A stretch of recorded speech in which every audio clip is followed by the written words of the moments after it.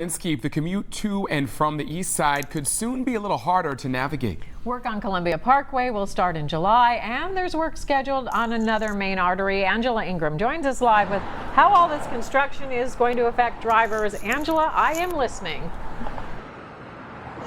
Well, Paula, I know it affects a lot of us. Even if you don't live on the east side, many of us travel back and forth, and we are currently along Columbia Parkway. By now, many of us know that this road has some issues. The hillside needs to be stabilized, and there are some other projects that will be going on at the same time. No matter which way drivers travel from the east side, there's major construction on the main roads. My commute from Amelia down here isn't too bad. I drop down 9 Mile and I hit 52 straight to Kellogg. Several workers at Eli's Barbecue on Riverside drive in from the eastern suburbs. We do have a couple little delays every now and again that can back up from Columbia Parkway, Kellogg, and the little area around Speedway and stuff like that get really congested in the morning. Nobody here really has an issue because we take a lot of backways and things like that. Work will soon start to shore up Columbia Parkway. The main artery has been plagued by mudslides, closing lanes at times. The big Columbia Parkway fix will start late this summer. And before that happens, there's going to be some street rehab work on Riverside Drive. The Columbia Parkway work is a $17 million project. Fixes are also planned for Riverside Drive. There will always be a lane open going both ways, with the exception of June and one portion near the Rookwood underpass.